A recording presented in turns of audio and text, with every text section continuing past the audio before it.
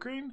So, welcome everyone to the Promised Neverland podcast, the podcast where I'm joined by my good friend C Tactics as we talk about politics, religion, the moon, conspiracy theories, and sometimes anime. How are you doing tonight, C?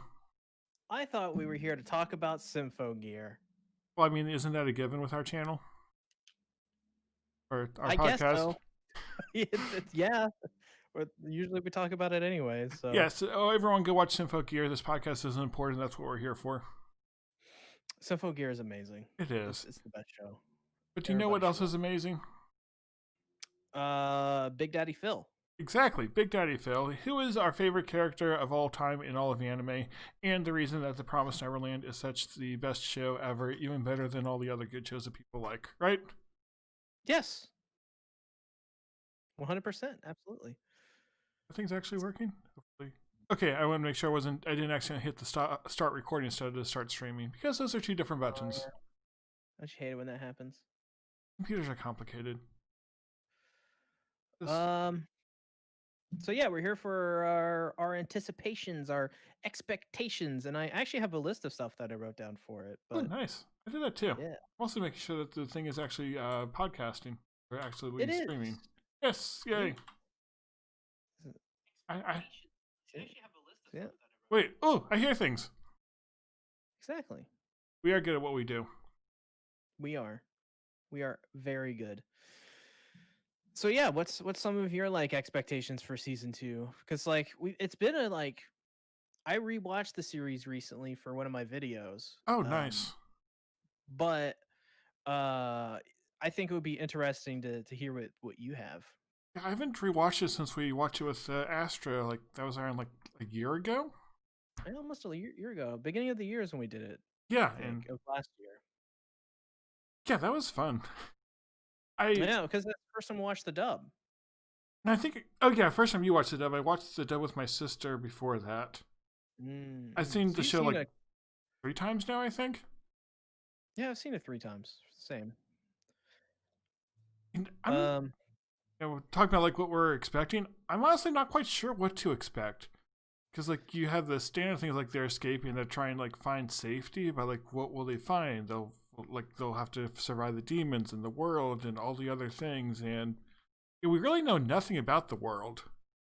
Yeah, that's the most intriguing thing about all of this is what is in the outside world, but I think like a thing that goes along with that is, like you said, how will they survive as well? Because you have these two things like playing in tandem. You have a mysterious new world that they have to kind of navigate, and then you have the threat that they're going against, and as well, like what is it like out there? Yeah. And so many years have passed, apparently, from some of these books that were written. So it's like, Oh yeah.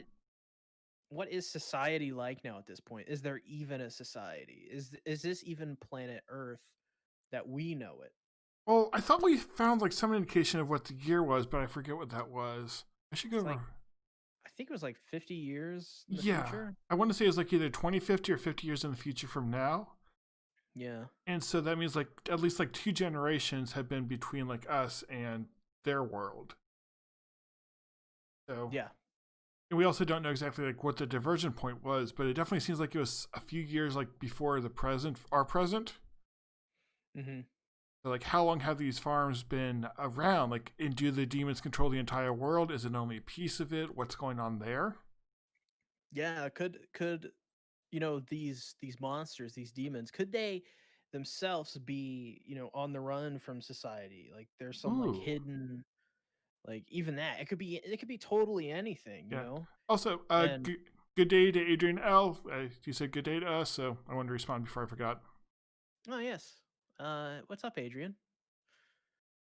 Yeah, you're talking about the demons, and maybe they're on the run too, but from who? All right. Yeah, that is it is an interesting threat, because in season 1 you have kind of the mother Isabella is kind of the threat, and the system itself, and the monsters were the demons are definitely a threat, but it's going to be interesting to see now that Mother Isabella is we don't know if she's going to be in the season or not, but Yeah, seemingly out of the picture, and yeah, the monsters and demons are in the limelight. What's that going to be like? yeah. Because before, like the demons were there, but they're just in the background 99% of the time. Yeah, And yeah, I kind of worried because like Isabella was such a great villain, but now she seems to be possibly sidelined for the rest of the series, or at least the season, or however. right. And even if she does come back, I don't think she'll be as a pure villain. So what will go on with her? Yeah, yeah. Well, the thing about this is Mother Isabella. By the end, she seems kind of like she's given up. She relented to the children escaping, Right. and it seems like she's kind of come to a couple realizations. So I wonder if we do see more of her character, is she going to be supportive of what Phil's initiative is? Because Phil, his whole thing is that he's in charge of the next generation of children. Ooh, yeah. Like, will she and him like work together to get the next set of kids out of there? Yeah, I also wonder, like, will the show give Isabella any focus? Because so far it's basically all been on Emma and her friends. But will you like have a see scenes back at the farm? Oh, Anime Uprise, hello, and yes, the podcast is back. yeah. Anime Uprise was on one of the podcasts, I believe. I think he did, The last yeah, one. yeah. He did the one where you were out, and then he did the season end one with Kagami and you and me, and I think it was the four of us. Yeah, that was a cluster of a podcast, if I remember correctly. It was, but yeah, crazy podcasts are fun. That's why we're doing a 30-person Fruits Basket podcast at the end.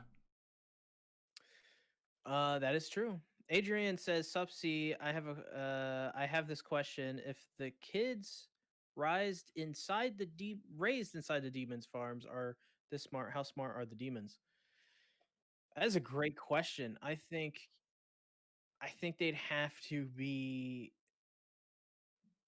very smart, Yeah, like very knowledgeable, just to be able to achieve what they have achieved. It makes me think, the odds are definitely against the humans, and there has to be something with the demons though that makes them not like some weakness that right. makes them right currently seemingly being able to be outsmarted by all these children. There's got to be something, some Achilles heel, Yeah, and something this like the that. demons also want the kids to like be really smart. They set up this whole system to make it, but they're doing so not thinking that the kids are a threat to them. Otherwise, they wouldn't do it. Or they feel like they are still in control. Like physically, they're like seem to be very powerful, so they can't be physically beaten. But smart enough characters can take down more powerful ones. We see that in a Yeah. lot of shows. It just came to mind. Has We know there definitely has to have been some people that have broken up before, but are we going to see that? Are we Ooh, going to see other, you know, like them meet up with these survivors and be like, yeah, some of them have the tattoos and they're like, yeah, I was in farm whatever, and this is how we escaped, and we get to see how they escaped. I think that would be pretty interesting. that would be. I wonder how often do escapes like this happen? Because is are these kids the first ones who actually got out, or were there others who got out, or were there others who got out? So the demons like made the farms more secure, thinking that would keep them in control. But now like Emma figured out the way out, and even now, Yeah, and yeah, we also had Isabella nearly escape last, like when she was a kid. right, right. Well, the whole thing with Isabella is really interesting. Ray being Isabella's son. I wonder if that's going to play into Isabella's character in this upcoming season if she's in it.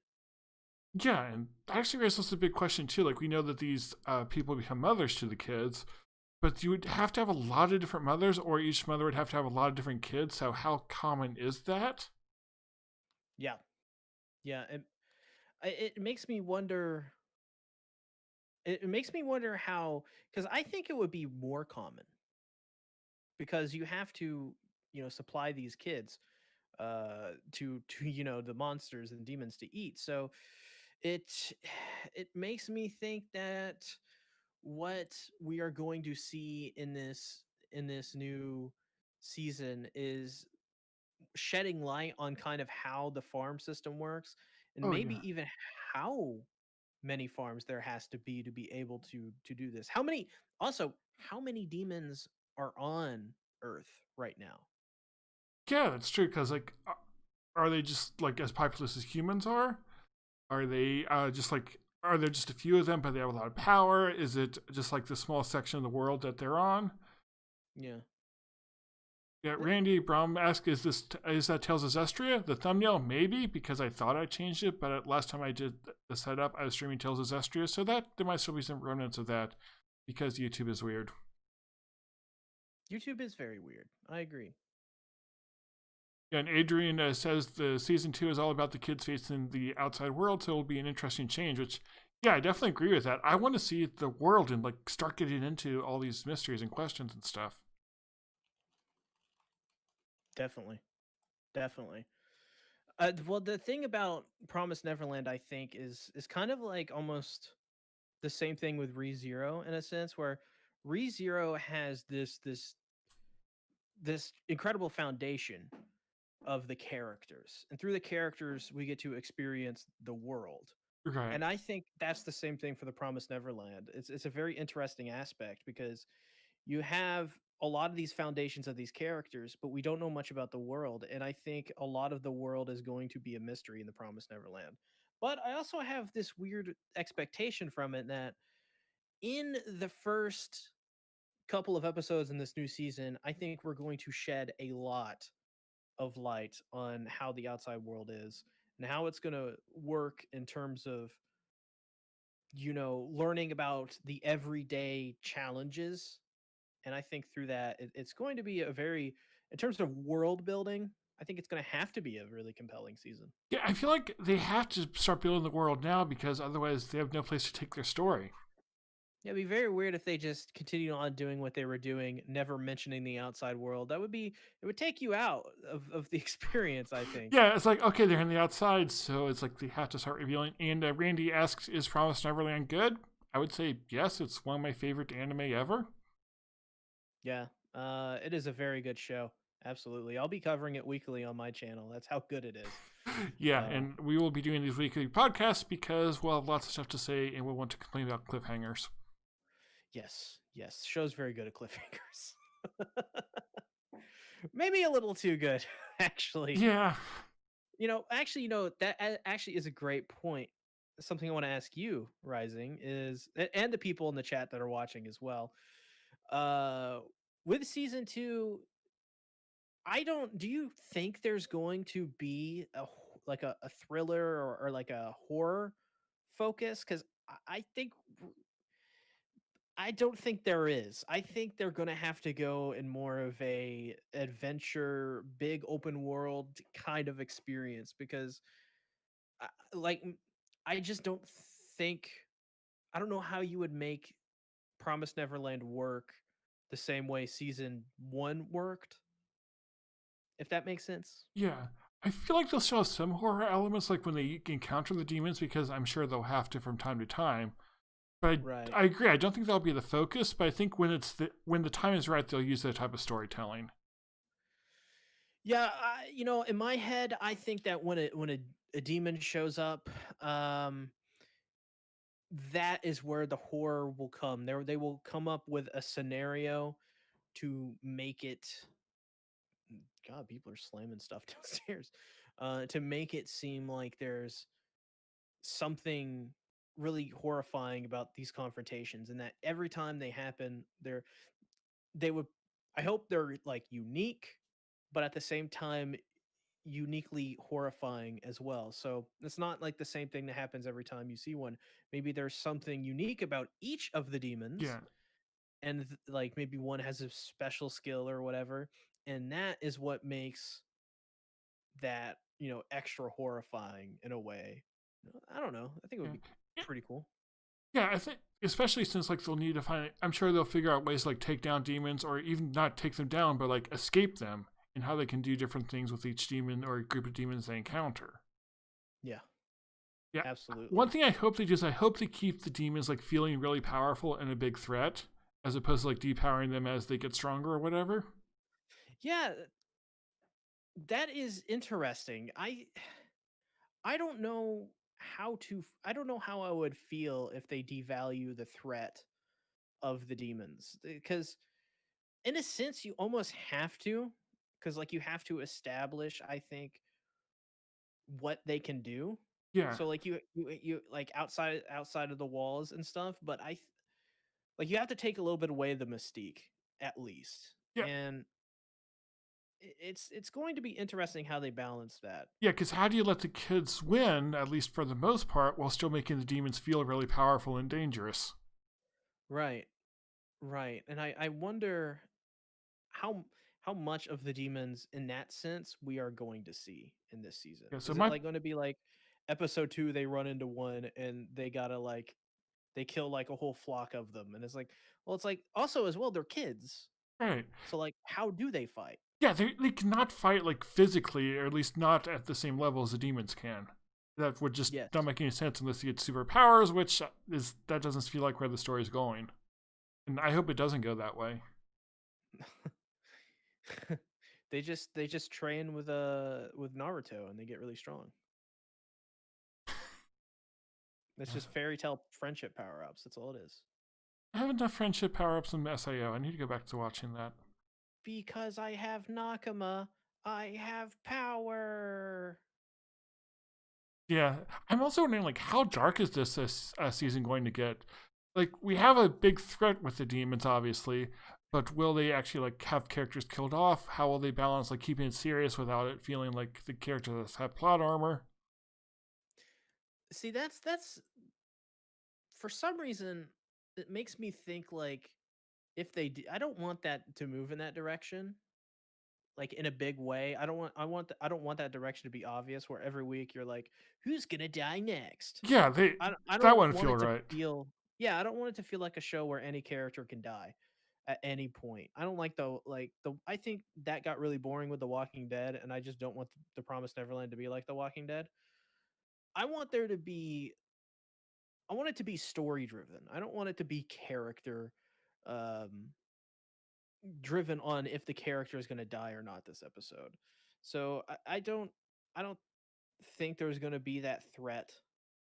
Anime usually doesn't do that anyways. Yeah, So I don't think we're going to see that. it's definitely is the exception if an anime does that. I still want it to feel like there is a risk and a danger that the characters are going into. Yeah, yeah.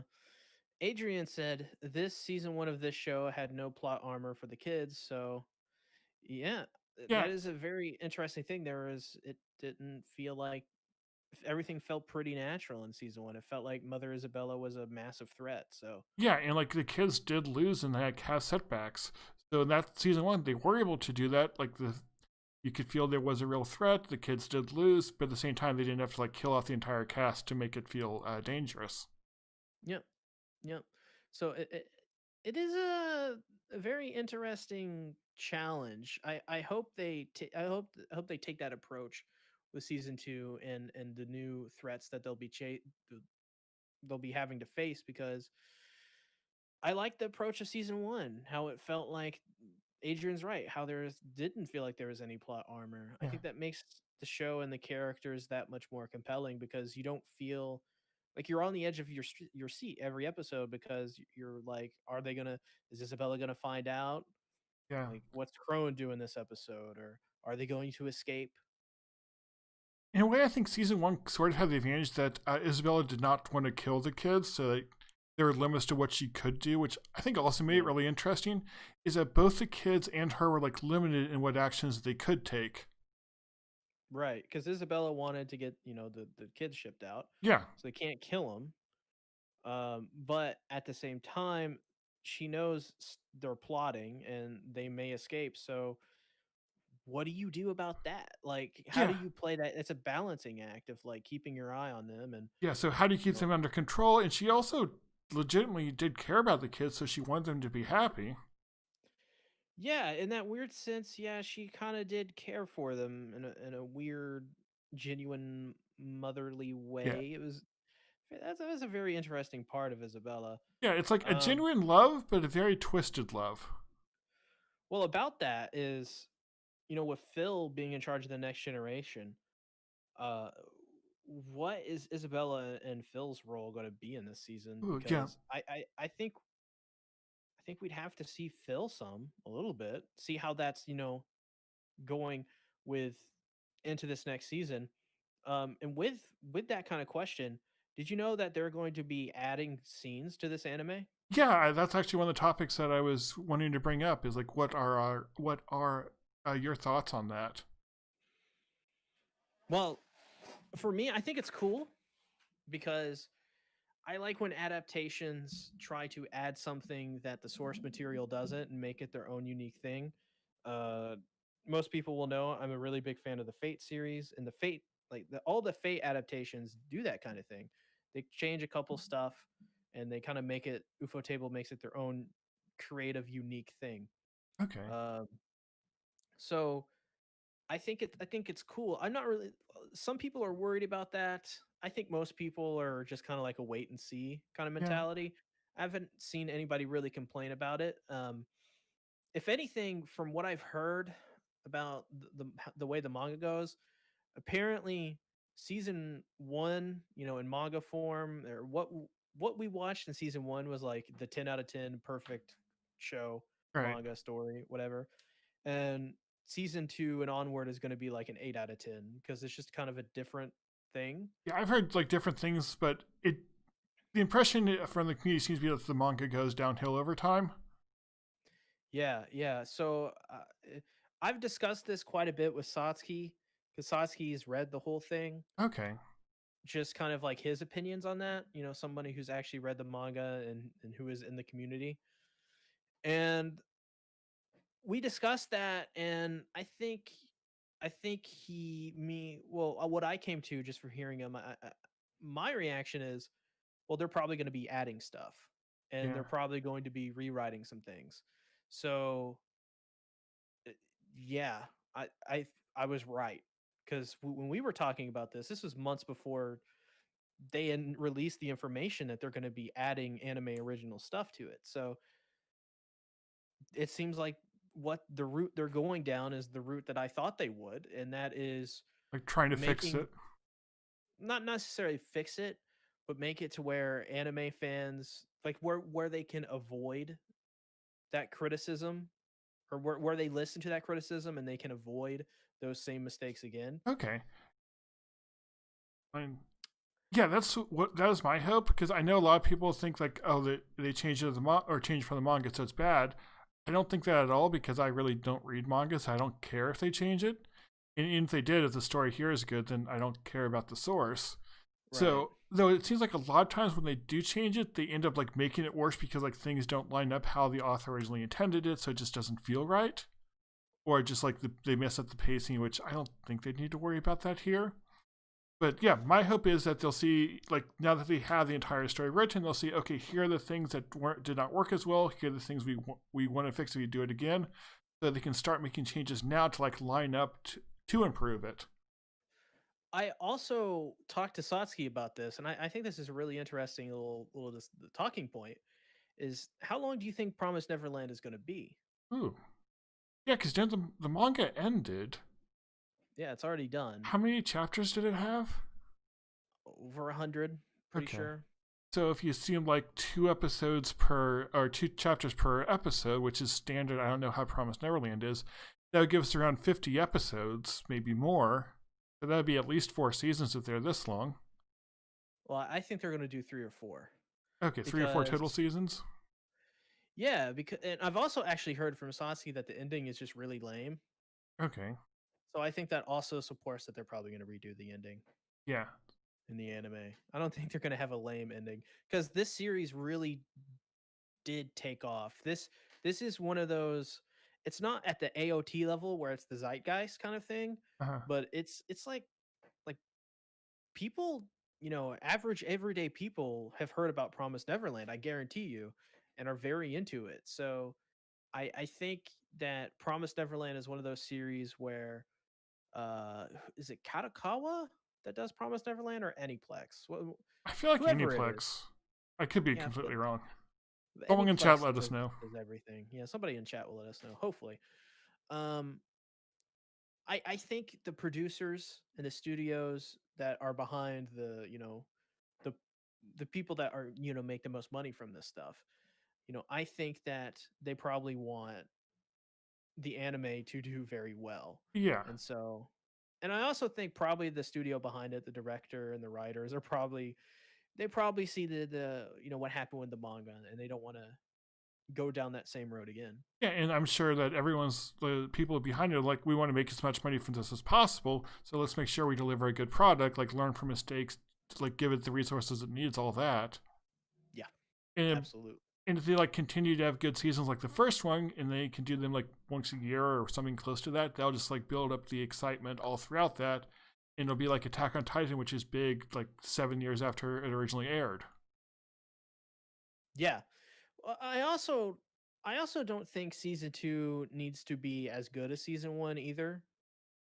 Like, do you feel that same way? Like, I feel like I just want more Promised Neverland, not necessarily that I want like the show to be a 10 out of 10 banger, if that makes sense. Like, I feel like I'm satisfied with where season 1 left off, and I'm open to different kinds of storytelling.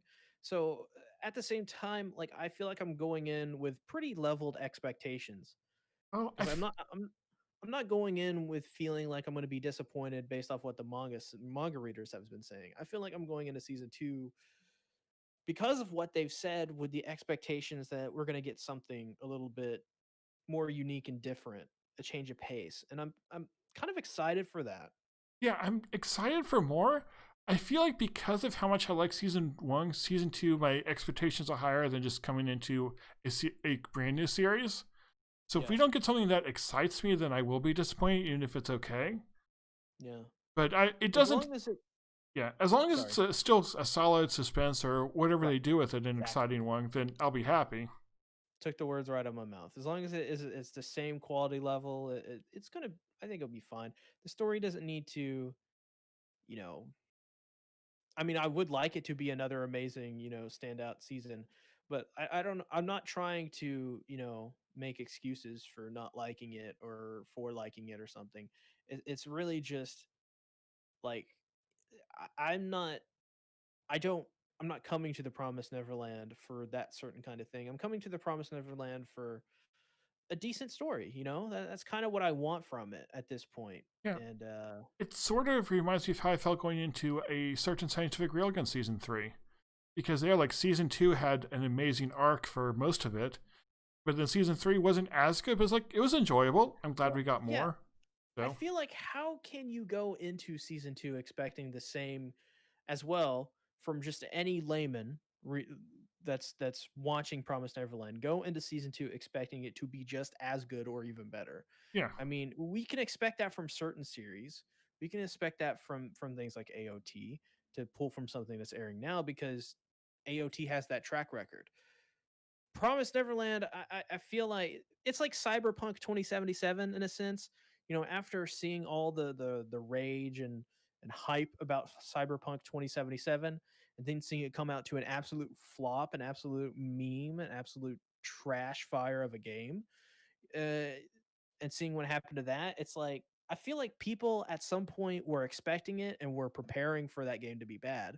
So it's kind of like that same mentality, yeah. but It, obviously not expecting it to be terrible. It's expecting it to not be as good as season 1, but still be quality and on the same yeah, level. it's like with Cyberpunk, there's like so much hype, so much anti-hype when it didn't pan out how expected. So like there's a lot of rage because of that.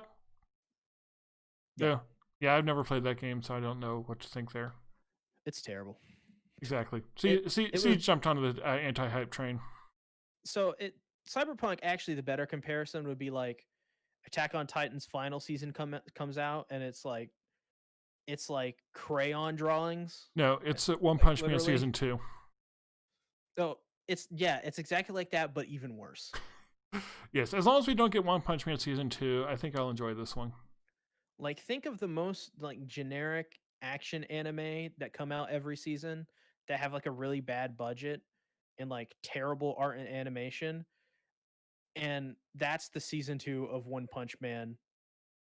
But like, yeah, I mean, that's what Cyberpunk 2077 is. It's like, come on, it's like what happened? Yeah. Yeah, maybe if it's like cheap enough and actually fixed, I'll play it. I mean, apparently on PC it's fine, besides all the game breaking glitches. So I don't think that makes it fine. But Okay, when Um, they fix it, maybe I'll get it for PC. See. maybe wait a year. Yeah, it's like Last of Us Part 2. It's like, I'm kind of curious. I'll wait till it's on sale. I mean, it was removed from the PlayStation Store, Yeah, I heard that.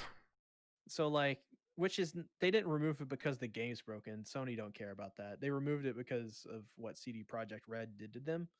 But they still removed it from the store, dude. That definitely says something. Hey, what were we That's talking about again? I think an anime by the name of Promised Neverland. I thought this was a Symphogear podcast. Same. Okay, so what do you think about Toru then? Toru's the best. There you go. Had to get that one Yep. in. She's the absolute best.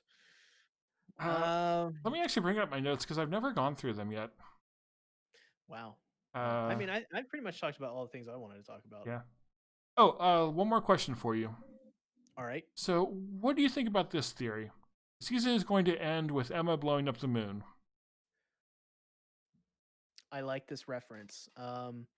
I think Emma is actually going to take Ray and swing him around in a circle by his ankles, and then on the very last spin, she's going to throw Ray up into the sky, and he's going to shoot through the moon, blowing it up and blowing up the demon headquarters. We need to watch Symphogear. But yeah, I do think it's something actually kind of seriously. Are the demons somehow affected by sunlight? Because we always see them like in the caves or like away from the outside world. That may be their Achilles heel. Yeah, and the kids escaped at night and the demons were like chasing them then. But then when like No, the they were still in sun the came daylight. out, then they like got to safety.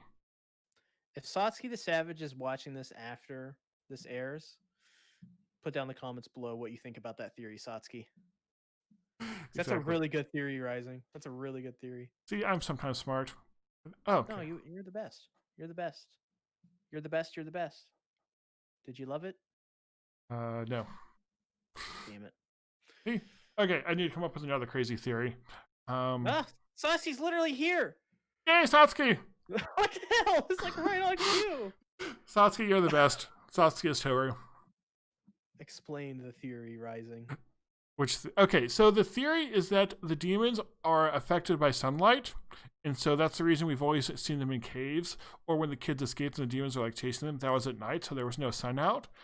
And so that ties into my theory about the moon too. Is the moon somehow involved too? Like, would a full moon also do damage to them, and can the kids like figure that out, or possibly use that to their advantage?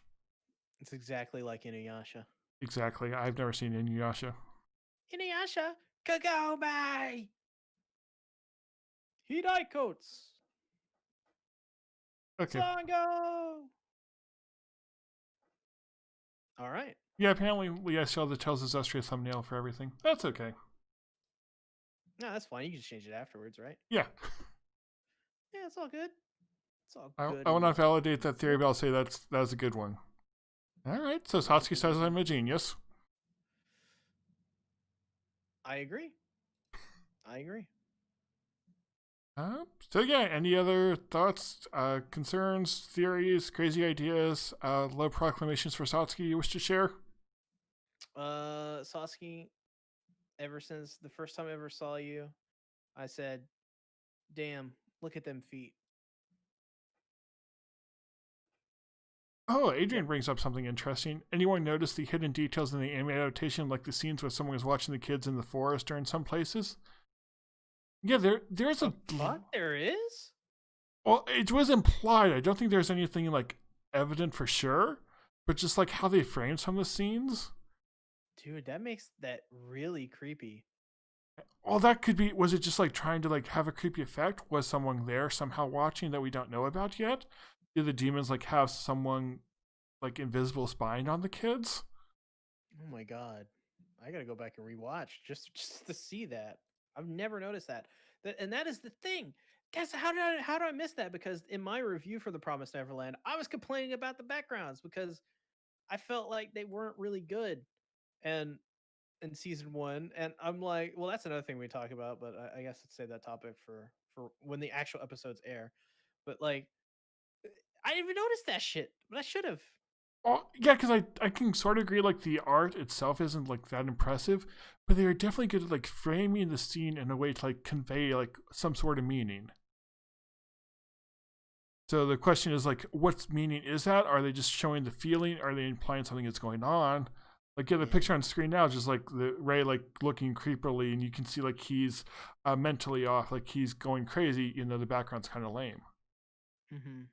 Like, Yeah, I well, didn't really like the backgrounds at all, but yeah, but at the you're same right. time, the backgrounds aren't the focus. So does it make sense for them to be really good? I don't know. I guess we'll have to see with season 2 when the actual episodes air because we only have examples to pull from season 1, and apparently, from what I've heard, they actually weren't happy with the way the backgrounds turned out in season 1 either. Huh. So, yeah, we may get a change for that. But Sasi says, "I love Elsa. Sorry, Umi," which breaks my heart. And he also asked, would you lend Emma an ear? Sure. Exactly, it's Emma. You have to help Emma. Lend me your ear and I'll sing you a song, and I'll try not to get out of key. Oh, I get by with a little help from my friends. All right, and Draka stopped by saying he refuses to check out at Sea Tactics until he comes on the Eek News Reviews Listen, and Opinions podcast. it'll happen eventually. Sorry, Drak, I've kidnapped him for the next 13 weeks. Literally, I swear to God, every single time Drax has been like, "You want to be on GNRO?" I'm like, "This is like the worst time for me to do this." Yeah, it's like, yes, when? Crap. It's always like, yeah, in a couple weeks, and then a couple weeks rolls around and something else happens. I'm like, this ain't a good time. Yes, And then like months pass, and it's like, oh, months pass. You should be free by now, right? It's like, what? no, I'm in the busiest season I've ever been Well, it's in. like, yeah, it was a month ago. Why didn't you message me then? Oh my God. Like my schedule is actually crazy. I posted my schedule for winter 2020 on my community tab, and let me just read this out for you. Monday, King of Anime podcast, Promised Neverland season 2 videos. Tuesday, Attack on Titan. Wednesday, ReZero season 2. Friday, ReZero season 2. Sunday, Attack on Titan. And that's not even it. There's other videos that I from anime that are airing that I want to be out. Plus, we may be covering even more shows for King of Anime podcast than we've already announced. I mean, you're not doing anything on Thursday or Saturday. You have plenty of time, right? Those are my days off. Yeah, this is well. This coming season, I'm doing this podcast. I'm also going to try doing ReZero weekly again. And yes, that's obviously not as much as you, but I'm also like working full time, and that takes like time and energy and brain power. Yeah, I might as well be working a full time job this season. All right, so go donate to C's Patreon since he's doing a full time job to make content for you. Oh, hi Astro. Astro, hold my hand. All right, so Drakus or Adrian is saying Drax should kidnap Satsuki. Good choice. Good I choice. agree. I agree. I agree. Jared. Oh, hey Jared. He says he cannot wait for Promised Neverland. I don't think I have any comments on Twitch, so I need to pull that up to make sure.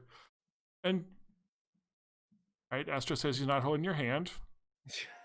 Okay, Drac. What you need to do is need to break into Sia's lolly dungeon and kidnap Satsuki out of there. My God. Oh my God. Lots of throwbacks here. So, anything else? I pretty much talked about all I wanted to talk about. Yeah, that's all I have. Anime expectations. We'll be doing this podcast every Friday around like 7 o'clock Eastern ish, depending on our schedules and how long it takes me to get set up and how much I have to fight with technology. So pretty much normal time. Yeah, The time we always do these. exactly. So come stop by and tell us that Toru is great. Toru is great. Right. So see, where can they find you? They can find me at youtube.com/c/C tactics. Links in the description below. And I talk about all the things I just said I talked about. So we're going to be talking about Promised Neverland on top of these every week. And as well, for the King of Anime podcast, I'm telling you guys, winter 2021 for King of Anime, you're not going to want to miss it, because not only are we going to be talking about AOT, we're going to be talking about Promised Neverland, we're going to be talking about ReZero, and probably, maybe, definitely much, much more than that. So we'll see. We'll see what happens. Yeah, they said they're going to do a 48-hour podcast at the end of the season. Yep. All on Toru. Exactly. You know that's not until spring. The best. I cry. Hey, we may be talking about Fruits Basket and KOA, depending on if EA is going to get caught up with Fruits Basket or not. Ooh, Fruits Basket. I'm excited for that one. I love how you just get off topic so often. It's the show. Oh my god, Fruits Basket. I cannot wait. Especially for the final season of that. Yes. Yeah, so I'm already thinking about like what shows will be possibly animated of the year for me in 2021. It's probably going to be a very close race between Fruits Basket and Attack on Titan. I haven't decided yet. I'm still making my video for it, because I was trying to find anime, so it's going to be a top 5 this year, top 5 anime. No, I'm talking about 2021. Yeah. But for my top 10 of 2020, I think it's going to be Fruits Basket season 2. So yeah, if it could do 3 years in a row, damn. Like, actually. Well, that's why I don't let incomplete shows be my anime of the year. So Fruits Basket is disqualified for mine. I cry. But I think I might have a tie this year, so we'll see if anyone can guess what 2 shows I picked there. Yeah, absolutely. Where can they find you, Rising?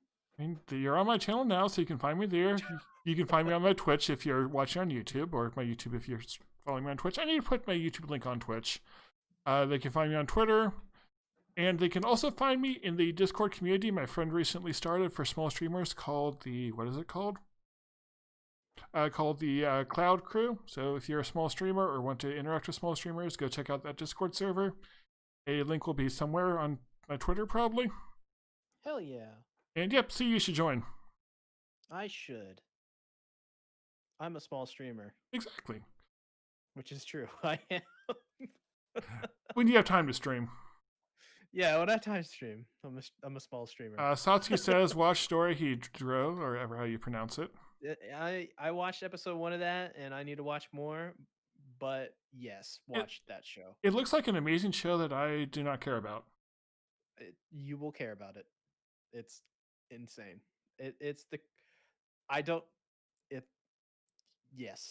Yes. Are you okay? I don't know how to explain that show. How many episodes is it? I think it's 12. Okay, maybe I'll give that a try after I finish this other certain show, which I'm enjoying far more than I expected to. Yeah, absolutely. All right, so that since this podcast has gotten completely off the main topic, we will see you all next Friday, and you'll go check out C's 18 videos every week.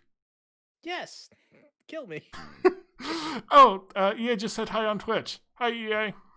EA. Bye-bye. Yes, bye-bye.